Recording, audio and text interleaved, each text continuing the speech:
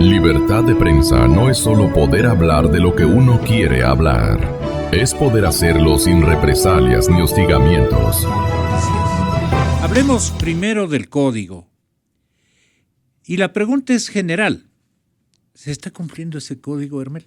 Buenos días a todos.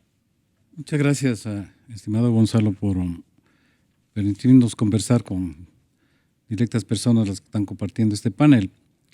El tema no se puede precisar con tanta exactitud, por cuanto hay diferentes situaciones que se dan a partir de los códigos, porque códigos, digamos, vigentes sí han habido, algunos.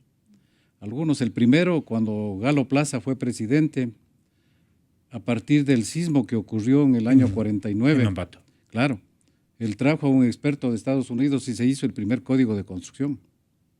Posteriormente no se aplicó ese código, seguramente por la falta de difusión también, como siempre ocurre con estas situaciones, la falta de control, la falta de quien lidere, digamos, estos temas a nivel nacional sobre la necesidad de aplicarlo. Posteriormente lo que se ha venido a aplicar, se aplicó, digamos, hasta antes del año 2000 fue en lo que tiene que ver con la parte sísmica, el VC, que se llama el Uniform Building Code de Estados Unidos, que obedecía a otra realidad y eso de la parte sísmica se lo consideraba acá, aunque para los temas del diseño propiamente dicho en hormigón armado, el diseño de estructuras metálicas, siempre nosotros utilizamos normas internacionales y en este caso más las de Estados Unidos. La pregunta sería, ¿cuál es el modelo que conviene a Quito? Claro, bueno, si el que usted menciona no es el adecuado. Bueno, a partir del año 2000 se tuvo la primera zonificación sísmica del Ecuador. Ahí se identificaron 4 zonas sísmicas y la que más peligrosidad se puso fue igual a la zona costera que sigue acá, pero con una aceleración que se llama, le dicen los técnicos, la aceleración de 0,4. En ese tiempo se identificó que era la que coincidía con lo que tenían también en Colombia y en Perú, 0,4 de la aceleración de la gravedad. Esto se reformuló a través del convenio que se firmó con el MIDUBI en el año del 2008 y se puso en ejecución a partir de enero del año anterior, el nuevo mapa sísmico, aunque el mapa se terminó antes, pero hubo varias situaciones que usted conoce, Gonzalo, que no se le dio celeridad en cuanto a la aprobación. Ahí, en cambio, la mayor zona sigue siendo la zona costera, pero la aceleración es de 0,5 G. Es decir, ¿por qué digo yo esto? ¿Por qué cito estas cifras? Porque varias construcciones se edificaron con la norma que estuvo vigente en el año 2000 y se diseñaron, digamos, hasta que estuvo vigente este capítulo. A partir de enero del año anterior… ¿Cuál zona de Quito para identificarla? Bueno, en Quito es una sola, aquí tenemos, para la norma actual es 0,4G, es una bastante alta, pero sin embargo hay otros temas que eso no significa necesariamente que quiere decir que vayan a producirse eventos sísmicos de esas magnitudes. Los temas son otros, los daños se producen por otras cosas. A veces, como usted refería, Gonzalo, antes de la entrevista, más del 60% de las construcciones se realizan de manera informal. Y no es solo aquí en Quito, es a nivel nacional. Ahora, ¿Y dónde están ubicados esos cuadrantes de vivienda en barrios populares, en nuevas urbanizaciones, entre comillas? ¿El descuido de tal vez la autoridad que controle esto? Y el poco afecto a la misma profesión de los señores ingenieros y arquitectos, que a veces por ganar el dinero simple y llanamente le dan gusto al tamaño del bolsillo del que se atreve a construir paredes que puedan afectar a todo el vecindario. Tenga la bondad. Bueno, buenos días. Justamente las construcciones informales a nivel de todo el país se dan por varias razones. Recordemos que las normas de edificabilidad y de construcción en el país son posteriores, son relativamente nuevas. Entonces, justamente hay en momentos en que primero prima la cultura de las personas que están acostumbradas a construir justamente sin el apoyo de un profesional. Mucho tiene que ver también los asentamientos irregulares que se hacen en zonas de riesgo. Sí, efectivamente estamos hablando. Hay zonas prohibidas. Hay zonas prohibidas. ¿Por qué prohíben a esas zonas ocupar con edificaciones? Justamente partimos de los mapas de riesgo. Ya. Tienen al día se ubican, en el tenemos distrito... tenemos al día los mapas. Aún así, por ejemplo, ya desde épocas, inclusive antes de la conquista, ya se sabía y todos sabíamos que en las quebradas no hay que construir. En algún momento se perdió este norte y la gente empezó a construir en las quebradas y en las laderas de los ríos. Sí existe mucha informalidad, pero ¿por qué también prefiere la gente construir? Vea usted ese río San Pedro, solo a lo que uno pasa. Es repleta de pequeñas casitas, pero que pertenecen a clase media alta o algo por el estilo, ¿no? Es gente que tiene y que seguramente le gusta vivir junto a la cañada, al río, no sé. ¿Por qué ocurre aquello? Bueno, yo creo que ahí hay que compartir las responsabilidades. Las zonas de riesgo deben ser prohibidas para ser habitadas desde la norma. Ahora sí, en estos momentos podemos decir que nuestro PUOS, nuestro Plan de Uso y Ordenamiento Territorial, Plan de Uso y Ocupación, perdón, es coherente con las zonas de riesgo que están determinadas en los mapas. Antes no ocurría. Uh-huh. Y siempre, y eso lamento decirlo, la norma municipal o las normas a nivel nacional van un poco atrás de las dinámicas sociales, las dinámicas económicas.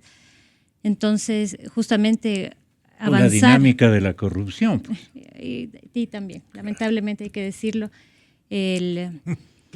Yo he visto algunas maravillas en los mapas municipales de usos de suelo y yo ahora podría decir que ya no se ve tanto como se ve antes. Justamente con cambios de usos de suelo a zonas que no debería haberse construido. Uh-huh.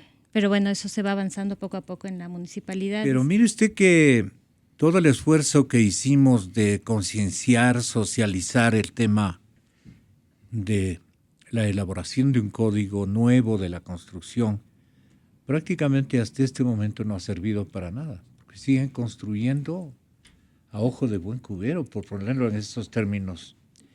¿Qué hay que decir de verdad en este escenario? Bienvenido y muy buenos días, Patricio. Los oyentes de la cadena Democracia están para escucharle. Gracias, Gonzalo. Buenos días y gracias por la invitación. El Código de la Construcción, la norma ecuatoriana de la construcción, en el año, como bien lo dijo Elmer, en el año pasado ya fue una ley. Y a criterio de muchos estructurales está bien redactada y está incluso en ciertas partes. ¿Cómo se llama la especialidad? Ingenieros estructurales. Allá. En ciertas partes incluso hasta es un poco exagerada. A veces le premian, como decía el ingeniero Sigfredo Díaz, que es nuestro calculista, decía, ¿por qué le dan tanta bondad a las estructuras metálicas? Más bondad a las estructuras metálicas que a las estructuras de hormigón. Bueno, hay cositas que yo creo que se deben ir todavía puliendo, pero ya está mucho más estricta, como decía Elmer, ya en Quito en el Ecuador en sí se dividió en 6 zonas sísmicas y cada zona tiene su aceleración para poder calcular las fuerzas que genera un sismo. Como sabemos, la aceleración nos va a dar y la masa nos va a dar la fuerza que está actuando en una estructura. Entonces tenemos ya afectaciones de acuerdo a las zonas. Entonces ya la norma de la construcción es más exacta. Pero la pregunta es, ¿qué pasa con esta norma? De aquí en adelante, este conjunto de normas. De aquí en adelante, al menos el municipio de Quito está mucho más estricto de lo que era antes y está controlando mucho más las construcciones de todo tipo. ¿Qué departamentos vigilan esto? Bueno, hay el departamento de control de la ciudad, de control metropolitano creo que es, y controlan todas las obras. Entonces, todas las construcciones nuevas yo entiendo que ya van a estar regidas de acuerdo a los códigos. Pero que resulta que en edificios... ¿Y el señor alcalde ha puesto a gente confiable o a panas? No, yo creo que de... está bien manejado y cada vez se hacen bueno. nuevos intentos y se está buscando Felicitaciones entonces, señor empresas que colaboren con el municipio, ¿no? Ya. Y se están nombrando nuevas entidades colaboradoras. Porque la realidad es distinta, por eso me permito preguntarle. Sí, pero justamente es por eso. El tema es que no es lo que va a pasar de aquí en adelante con las construcciones nuevas, sino qué ha pasado con las construcciones anteriores. Estamos imputando a la administración eso? alcaldicia Claro. de estos días. Que tenemos una cantidad de construcciones que Eso no es están de injusto. acuerdo a las normas. Incluso hay construcciones que tienen planos aprobados, que hacen, que se diseña de acuerdo a las normas, pero el constructor tiene a veces yo pienso que una construcción de un edificio se la debe hacer un ingeniero civil, no un arquitecto, para no cometer ciertos errores que a veces uno ve cuando ve edificios. Por ejemplo, el otro día me quedaba asustado yo viendo que una tubería de desagüe, que son 4 pulgadas, son 11 centímetros, pasa por la mitad de una viga, le cruza vertical y horizontalmente a una viga. Eso es algo pavoroso, o sea, algo que no se puede hacer. Pero entonces, el problema en edificios, digamos que se los puede solucionar con el código de aquí a futuro. Pero ¿qué pasa con lo anterior? En el año 92 se hizo un estudio. Lo que ya está instalado, Ecuador, dice usted, sí. ¿qué pasa con lo que ya está instalado? Fíjese en Ponga esto. atención, arquitecto, ponga atención, ingeniero, maestro de obra. En el año 92 se hizo un proyecto para el manejo del riesgo sísmico de Quito, en la alcaldía de Yamil Magua. Ahí aquí intervinieron todos los profesionales ahora actuales, muy reconocidos en la ingeniería, tanto en geología, tanto en estructuras y todo. Y es terrible lo que aquí dice. Lo que puede ocurrir aquí en ese tiempo, que creo que la población de Quito era 1,5 millones, habla de 200,000 personas van a morir el rato que exista un sismo fuerte en la zona de Quito. Más todos los daños que vamos a tener en la infraestructura, por ejemplo, agua potable. Nos quedamos no sé qué tiempo sin agua, nos quedamos sin alcantarillado, nos quedamos sin los víveres, sin energía eléctrica. Y entonces se hace un estudio que es y se proponen algunas cosas en este estudio. Y este estudio lo tenemos y es interesantísimo y valdría la pena estudiarlo y actualizarlo si es posible, para poder tener un proyecto de qué hacer. Y para mí, lo más importante es hacer algo con ese 60% de construcciones que están informales. Es que a partir del sismo del 16 de abril se empezaron a formar mesas de planes de emergencia en el municipio de Quito. Yo soy parte de una, principalmente la relacionada con patrimonio cultural, pero en estas mesas justamente se ubicaron las zonas de riesgo, se ubicaron todas las edificaciones informales y cuáles áreas en Quito son las que tienen más cantidad de estas edificaciones informales, y se plantearon comisiones con técnicos especializados para hacer inspecciones urgentes en todos los inmuebles, paulatinamente, porque son miles en Quito, unas inspecciones que revisen las estructuras de estas edificaciones, principalmente para un poco presionar a los propietarios porque mejoren las condiciones. El otro tema importante en el que se ha trabajado bastante es respecto, y ese sí es mi tema, respecto al patrimonio cultural. Tenemos en el centro histórico, por ejemplo, edificaciones que ya están constituidas desde hace siglos algunas.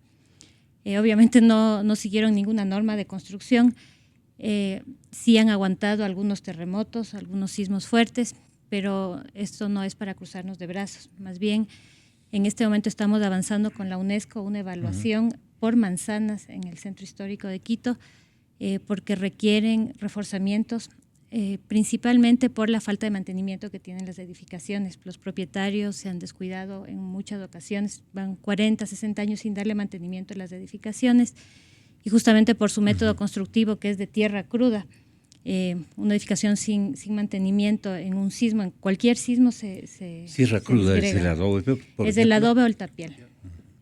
Exactamente. Sí. Entonces, hay acciones que están avanzando, pero sin la colaboración de los ciudadanos es imposible que podamos dar un vuelco. Pero allí el código, pues, ¿cuál es la autoridad que tiene que hacer cumplir ese código, señor ingeniero Hermer Flores? Lo querías quizás complementar del tema que estamos conversando, porque el problema no solo está en la construcción, en las edificaciones que se han realizado en la informalidad, sino lo que mencionaba Hugo, la vulnerabilidad. Hay un término que significa que las edificaciones tienen sus características propias que las hace a unas más o menos que puedan compararse con otras edificaciones que puedan resistir adecuadamente los sismos.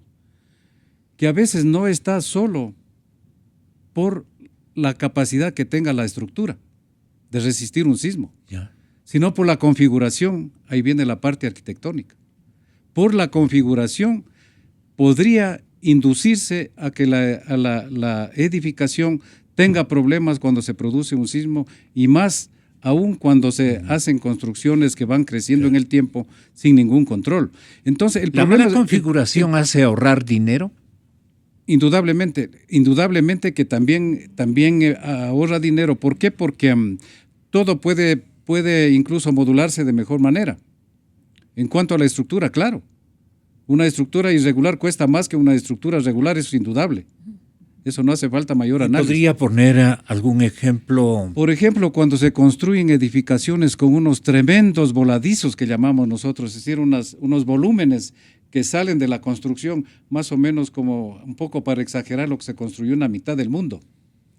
Esas son edificaciones que no se recomiendan en sitios sísmicos por la forma que tiene. Indudablemente que debe haber sido calculado, debe haber sido calculado para que resista un sismo, porque el ingeniero estructural que lo hizo es una de las personas, creo yo, con un conocimiento y una experiencia bastante fuerte. Pero le dan plata y mete la firma. Se introduce estos elementos para, y yo diría, para concretar una idea que tuvo el arquitecto que hizo ese diseño. La idea, darle esa forma, esa era la esencia del proyecto. Entonces, estos elementos también inducen vulnerabilidad. Entonces, ¿a dónde voy con esto? De que, como las edificaciones formales, hablando de Quito, se construyeron de acuerdo a las normas que estaban vigentes en ese tiempo. Entonces, han ocurrido dos cosas.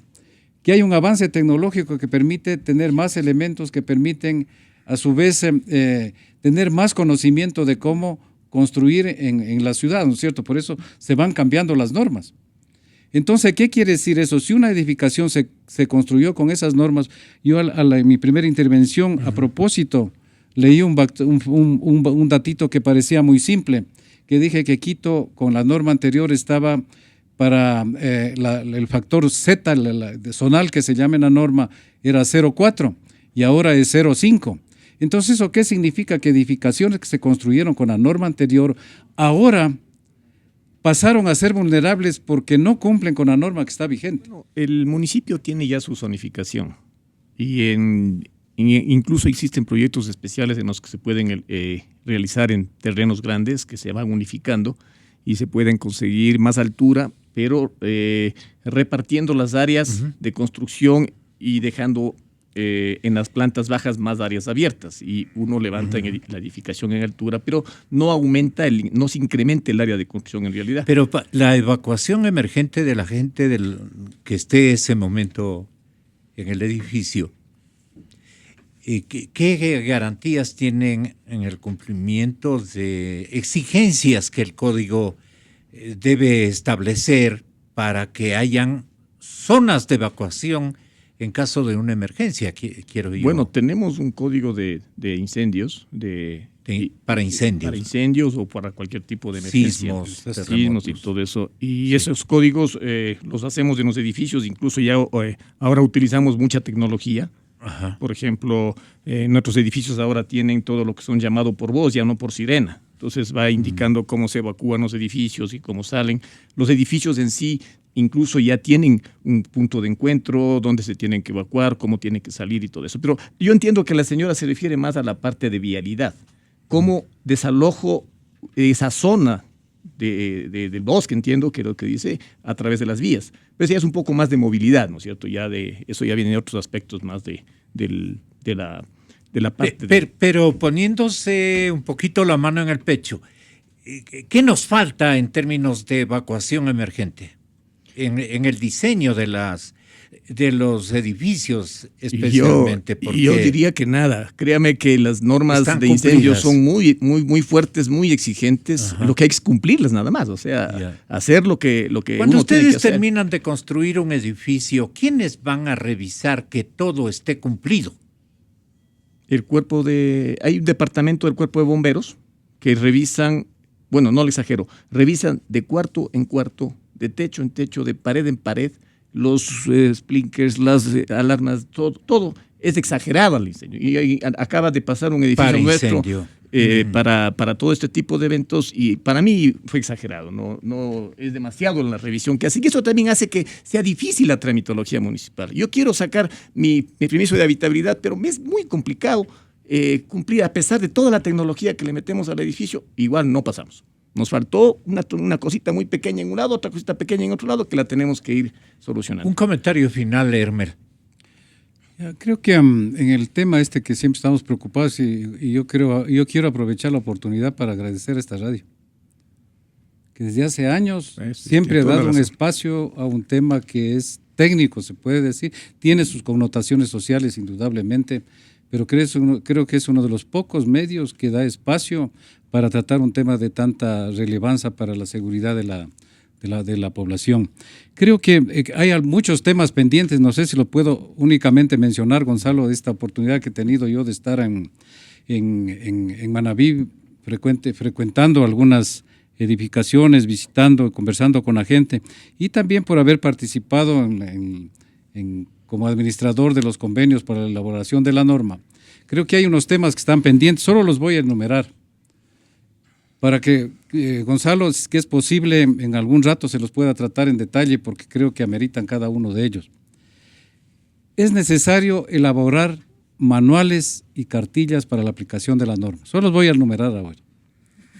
El pensum de las facultades de Ingeniería y Arquitectura debe incluir la aplicación de la norma, métodos y procedimientos de reparación y rehabilitación de edificaciones, que eso no enseñan.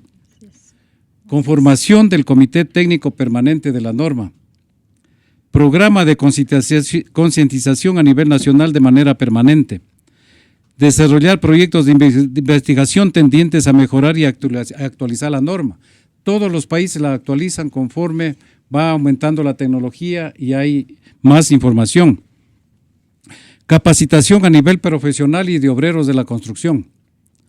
Elaboración de estudios de microzonificación sísmica en ciudades de más de 100,000 habitantes, que establece la norma, pero solo tienen Quito, Guayaquil y algo Cuenca. Estudios de vulnerabilidad sísmica de edificaciones públicas y privadas. La actualización de la norma, hay que actualizarla.